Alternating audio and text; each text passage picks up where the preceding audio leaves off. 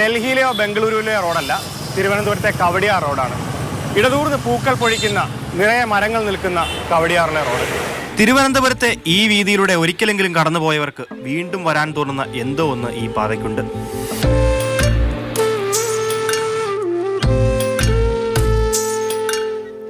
അതിന് പ്രധാന കാരണം ഇടതൂർന്ന് ആകാശം മുട്ടി നിൽക്കുന്ന തണൽ മരങ്ങളാണ്. നഗരത്തിലെ ആഘോഷങ്ങളിൽ ഇവർക്കുള്ള പങ്ക് വലുതാണ്. പൊരിവെയിലിൽ വെന്തുരുകി നഗരത്തിലെ മറ്റ് പാതകളിലൂടെ കയറി ഒടുക്കം ഈ റോഡിലേക്ക് എത്തുമ്പോഴാണ് പലർക്കും ആശ്വാസം.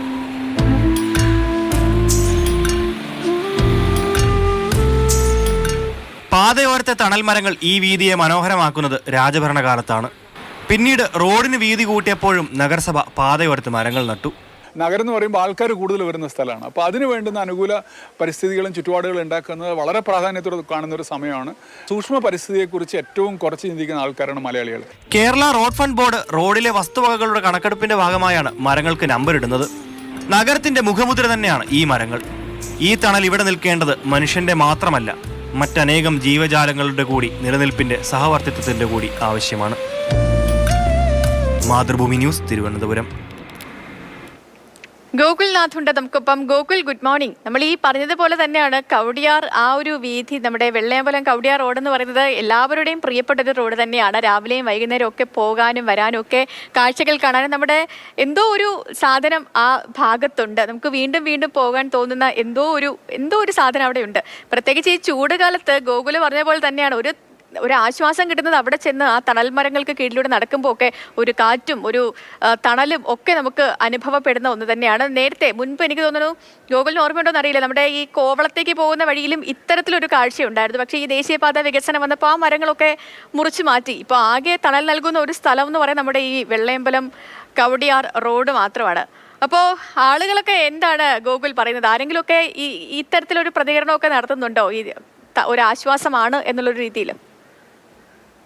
സേതു, ആദ്യമായിട്ടൊരു കാര്യം പറയട്ടെ. ഒരു മരം ഒരു പ്രദേശത്ത് നിൽക്കുമ്പോൾ ഉണ്ടാകുന്ന ഒരു തണലുണ്ടല്ലോ, ആ മരം അവിടെ നിന്ന് പോയി കഴിയുമ്പോൾ ഉണ്ടാകുന്ന വിടവ്. അപ്പം അങ്ങനെ ഒരു ചിന്തയിലൂടെയാണ് ഈ ഒരു സ്റ്റോറി പോയിരിക്കുന്നത്. അപ്പം ഈ പ്രദേശത്ത്, അതായത് വെള്ളയമ്പലം കവടിയാർ റോഡിൽ എത്തുന്ന ആൾക്ക്, അതായത് പുറത്തുനിന്ന് എത്തുന്ന ആളെ സംബന്ധിച്ചിടത്തോളം വലിയ കൗതുകം തന്നെയാണ്.